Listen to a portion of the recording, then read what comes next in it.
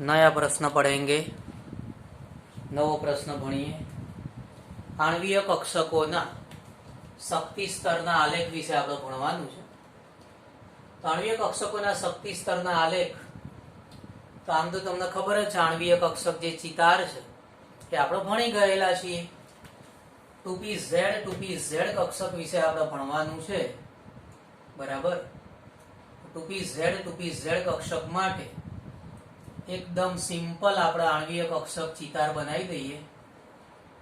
તમને ખબર જ છે, ધારો કે આ 2pz કક્ષક છે, આ બાજુ છે 2pz કક્ષક, અહીંયા આવશે બંધ કારક હોય જેને આપણે સિગ્મા 2pz કહીશું। આ બાજુ છે બંધ પ્રતિકારક જેને આપણે સિગ્મા સ્ટાર 2pz કહીશું। ઓકે, તો આ રીતે કક્ષકોની ગોઠવણી છે, તમને ખબર જ છે આ બધી બાબતો, બરાબર।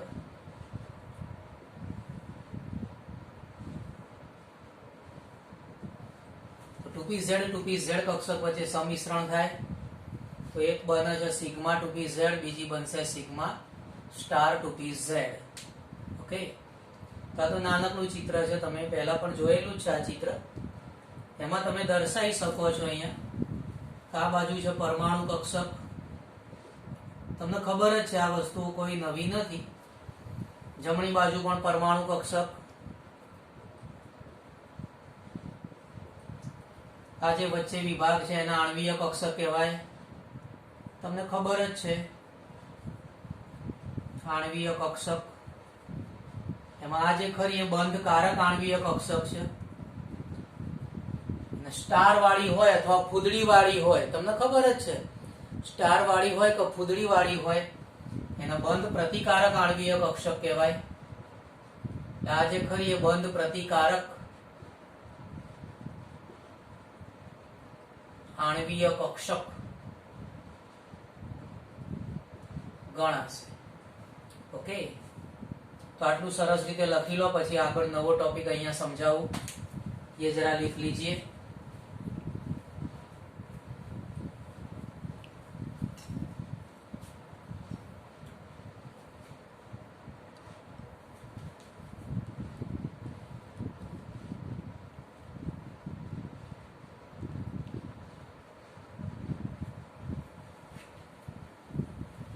પછી આમાં ઇલેક્ટ્રોનની ગોઠવણી તો તમને આવડે જ છે। ઇલેક્ટ્રોન તો આપણે એટલા બધા ગોઠવ્યા છે કે આ જન્મ સુધી તમને યાદ રહેશે ઇલેક્ટ્રોનની ગોઠવણી, બરાબર। તો 2pz માં તો તમને ખબર જ છે 2 ઇલેક્ટ્રોન હોય, આમાંથી એક ઉપાડીને અહીંયા મૂકવાનો, જમણી બાજુથી એક અહીંયા મૂકવાનો, બીજો ઇલેક્ટ્રોન આમાંથી ઉપાડીને એક ઇલેક્ટ્રોન આમાંથી ઉપાડીને મૂકી દઈએ, સિમ્પલ છે। આમાંથી એક ઇલેક્ટ્રોન અહીંયા, અહીંયાથી એક ઇલેક્ટ્રોન અહીંયા મૂકવાનો, પછી આમાંથી બીજો ઇલેક્ટ્રોન આ બાજુ, આમાંથી બીજો ઇલેક્ટ્રોન આ બાજુ મૂકવાનો। ઓકે, તો આ રીતે આપણને ચિત્ર મળશે। કક્ષકો જે ખરી એ કક્ષકોનું આ જે સંમિશ્રણ થાય છે બંધ પ્રતિકારક અને બંધ કારક, એ જરા આપણે જોઈએ। દાખલા તરીકે આપણે વાત કરીએ કે આ કક્ષક છે 2pz કક્ષક, એનું પ્લસ તરંગ વિધેય અને માઇનસ તરંગ વિધેય જ્યારે બંધ કારક થશે, બંધ કારક આણવીય કક્ષક, ત્યારે અહીંયા બંને તરંગ વિધેયોનો સરવાળો થાય છે, પ્લસ આવશે। તો પ્લસ જે કરીએ છીએ એમાં તમને શીખવાડેલું જ છે કે જ્યારે બંધ કારક આણવીય કક્ષક હોય ત્યારે પ્લસ પ્લસ ભેગું થાય અને પ્લસ મોટું થાય, પ્લસ પ્લસ ભેગું થાય અને પ્લસ મોટું થાય। ઓકે, તો બંને પ્લસ પ્લસ તરંગ વિધેયો છે એ ભેગા થશે, એટલે એ તરંગ વિધેય જે ખરું એનું ક્ષેત્રફળ વધી જશે, એનો વિસ્તાર વધી જશે, બાજુમાં જે ખરું એ ઋણ તરંગ વિધેય આવશે। તો આ રીતે આપણને આકૃતિ મળશે। બંને પ્લસ ભેગા કરી દીધા છે, તો પ્લસ મોટું થયું, માઇનસ નાના થઈ ગયા. ઓકે, આ 2pz કક્ષક છે. સાઈ પ્રકારનું એનું આણ્વીય કક્ષક આપણે બનાવવાનું છે, એટલા માટે આ સાઈ પ્રકારનું એનું તરંગ વિધેય થયું. અને એમાંથી પછી આ બંધ કારક આણ્વીય કક્ષક બન્યું, સિગ્મા 2pz પ્રકારનું બંધ કારક આણ્વીય કક્ષક બનશે. તરંગ વિધેય માટે આપણે સાઈ લખીએ છીએ, આ બંધ કારક માટે છે.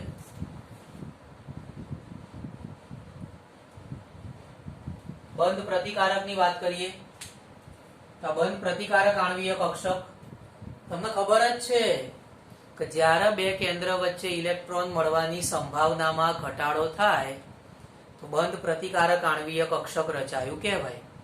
બરાબર, તો બંધ પ્રતિકારક આણ્વીય કક્ષક એમાં અહીંયા માઇનસ આવશે, ખાસ ધ્યાન એ રાખવાનું છે. બંધ કારકમાં પ્લસ આવશે, બંધ પ્રતિકારક હોય ને એમાં માઇનસ આવશે. ઓકે, તો એ વખતે શું થશે કે અહીંયા બંને જે તરંગ વિધેયો ભેગા થાય છે એમાં બે કેન્દ્ર વચ્ચે જે સંભાવના હોય છે ને એમાં ઘટાડો થઈ જાય છે. બે કેન્દ્ર વચ્ચેની જે ઇલેક્ટ્રોન મળવાની જે સંભાવના હોય એ સંભાવનામાં ઘટાડો થઈ જતો હોય છે. બરાબર, અને એ જે ઘટાડો થાય છે જેના આપણે આ રીતે દર્શાવીશું, એ જે ઘટાડો થાય આપણે આ રીતે કક્ષકોને દર્શાવવાની. બે કેન્દ્ર વચ્ચે ઇલેક્ટ્રોનની જે સંભાવના છે એ સંભાવનામાં ઘટાડો જોવા મળશે. ઓકે, તો આ રીતે અહીંયા પ્લસ, આ બાજુ નાનું માઇનસ, આ બાજુ મોટું પ્લસ, આ બાજુ મોટું માઇનસ. ઓકે, તો આ રીતે આપણને કક્ષકો મળશે. બરાબર, આને જો આ રીતે પણ દર્શાવી શકાતું હોય છે.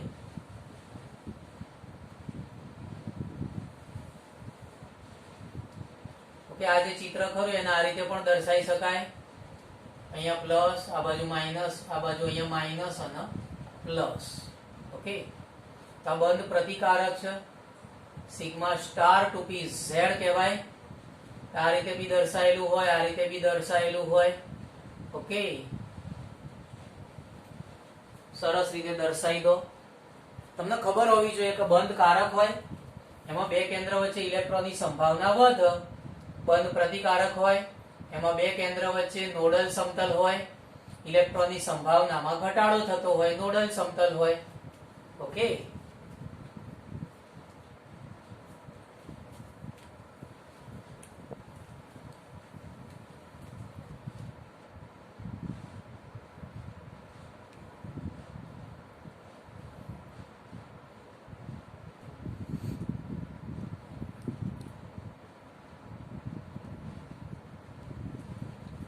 હવે આપણે 2px 2px કક્ષકોનું સંમિશ્રણ સમજીએ. તો કઈ રીતે 2px 2px કક્ષકો જોડાશે આ તો તમને ખબર જ છે. અહીંયા મેં 2px લખેલું છે. બરાબર, આ બાજુ પરમાણુ કક્ષક, ડાબી બાજુ જમણી બાજુ પરમાણુ કક્ષક, આ વચમાં છે આણ્વીય કક્ષક આવશે. આ બંધ કારક આણ્વીય કક્ષક છે. આ ઉપર જે લખી છે એ બંધ પ્રતિકારક આણ્વીય કક્ષક. આને કહેવાય સિગ્મા. ઓકે, આ પાઈ 2px, આ પાઈ 2px છે અને આ પાઈ સ્ટાર 2px કહેવાય. પાઈ સ્ટાર 2px કે આ પાઈ પ્રકારની બનશે. જે px px કક્ષકો હોય ને આ રીતે હોય, એકબીજા સાથે આ રીતે ગોઠવાયેલી હોય. અહીંયા દૂર દૂરથી બંધ બનશે એ નિર્બળ બંધ કહેવાય, જેને પાઈ બંધ કહેવાય. તમને ખબર જ છે. બરાબર, દૂર દૂરથી જે બંધ બને એને નિર્બળ બંધ કહેવાય, પાઈ બંધ કહેવાય. ઓકે, તો આ જે કક્ષકો છે px એનો આપણે બંધ કારક આણ્વીય કક્ષક બનાવીએ. કક્ષક છે px 2px પ્લસ 2px બંને જે ખરા એનું પ્લસ પ્લસ ભેગું થશે. આના આપણે સાઈ 2px એનું તરંગ વિધેય કહેવાય, સાઈ 2px આનું બીજાનું તરંગ વિધેય કહેવાય. હવે બેને ભેગા કરો, બંનેને ભેગા કરો તો બંનેનું જે પ્લસ પ્લસ હોય ને ભેગું થાય. ઓકે, તો આ રીતે પ્લસ પ્લસ ભેગું થાય, માઇનસ માઇનસ ભેગું થાય. તો આ જે બની એ બંધકારક આણ્વીય કક્ષક કહેવાશે. આ જે બની એ બંધકારક આણ્વીય કક્ષક કહેવાશે, જેને આપણે પાઈ 2px તરીકે ઓળખીએ છીએ. બરાબર, બંધકારક આણ્વીય કક્ષક પાઈ 2px. હવે ધારો કે બંધ પ્રતિકારક બનાવી હોય તો, બંધ પ્રતિકારક બનાવી હોય તો અહીંયા વચમાં માઇનસ કરવાનું, અહીંયા પ્લસ કર્યું બંધકારક આવશે, પ્લસ કર્યું બંધકારક આવશે, અહીંયા માઇનસ કર્યું, માઇનસ કરો તો બંધ પ્રતિકારક જે આણ્વીય કક્ષક હોય એ આ રીતે આવશે. બરાબર, એક પ્લસ હોય તો અહીંયા માઇનસ આવે, અહીંયા માઇનસ હોય તો અહીંયા પ્લસ આવશે. ઓકે, તો બંધ પ્રતિકારક આણ્વીય કક્ષક થઈ ગઈ. એમાં બે કેન્દ્ર વચ્ચે ઇલેક્ટ્રોનની સંભાવના ના હોય, ત્યાં નોડલ સમતલ હોય, નોડલ પ્લેન કહેવાય અથવા નોડ કહેવાય. તો આ છે બંધ પ્રતિકારક આણ્વીય કક્ષક. ઓકે, બંધ પ્રતિકારક આણ્વીય કક્ષક, જેને આપણે પાઈ સ્ટાર 2px કહીએ છીએ, પાઈ સ્ટાર 2px તરીકે સમજીશું. ઓકે, બંધકારક હોય, બે કેન્દ્ર વચ્ચે ઇલેક્ટ્રોનની સંભાવના વધે છે, બે કેન્દ્ર વચ્ચે ઇલેક્ટ્રોનની સંભાવના વધે તો બંધકારક કહેવાય, અને બે કેન્દ્ર વચ્ચે ઇલેક્ટ્રોનની સંભાવના ઓછી થઈ જાય તો બંધ પ્રતિકારક કહેવાશે. ઇલેક્ટ્રોન ગોઠવી દઈએ તો ઇલેક્ટ્રોન ગોઠવવા તો કેટલી અજબ જેવી વાત છે. આ તો કેવી અજબ જેવી વાત છે. એક ઇલેક્ટ્રોન અહીંથી મેં મૂકી દીધો અહીંયા, આ તો કેવી અજબ જેવી વાત છે.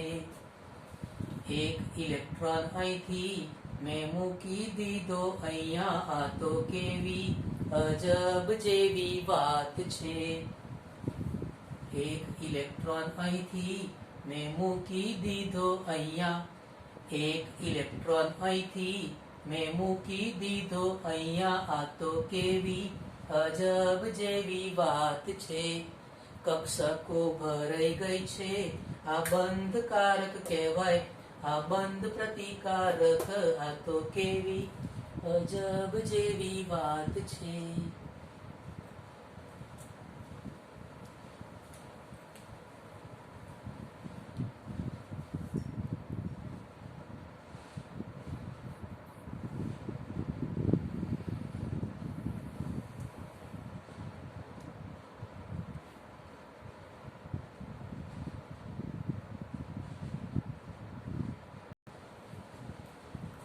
પરમાણ્વીય કક્ષકોના સંગઠન માટેની શરતો. પરમાણ્વીય કક્ષકોના સંગઠન માટેની શરતો. તો અહીંયા આપણે જે શરતો ભણવાની છે એ શરતોનો અર્થ શું થશે? તો એ શરતોનો અર્થ બહુ સિમ્પલ છે. કેવી કક્ષકો એકબીજા સાથે જોડાશે અને એમાંથી પરમાણ્વીય કક્ષકો બનશે. કેવી કક્ષકો એકબીજા સાથે જોડાશે અને એમાંથી પરમાણ્વીય કક્ષકો બનશે એ આપણે કહેવાનું છે. તો એના માટેની પહેલી શરત છે કે કક્ષકોની જે ઉર્જા છે એ લગભગ સમાન હોવી જોઈએ. કક્ષકોની ઉર્જા લગભગ સમાન હોવી જોઈએ. બીજી બાબત, એની જે ગોઠવણી છે એટલે કે કક્ષકોની સમમિતિ સમાન હોવી જોઈએ. અક્ષ ઉપર જે ગોઠવણી થાય એ સમાન હોવી જોઈએ. ત્રીજી બાબત, કક્ષકોનું જે સંમિશ્રણ છે એ સંમિશ્રણ વધુ પ્રમાણમાં થવું જોઈએ. જો આ 3 શરતોનું પાલન થશે તો પરમાણ્વીય કક્ષકો એકબીજા સાથે જોડાશે અને એમાંથી આણ્વીય કક્ષક રચાશે. બરાબર? તો આ શરતોનું પાલન થવું ખૂબ જ જરૂરી છે. ઓકે, તો પરમાણ્વીય કક્ષકોના સંગઠન માટેની શરતો છે. કક્ષકોની ઉર્જા લગભગ સમાન હોવી જોઈએ. ઓકે, પણ ઘણીવાર શું થાય, ઉર્જા સમાન ના હોય. દાખલા તરીકે 1s અને 2s, તો 1s અને 2s ની ઉર્જા એમાં ફેર જોવા મળશે, તફાવત જોવા મળશે.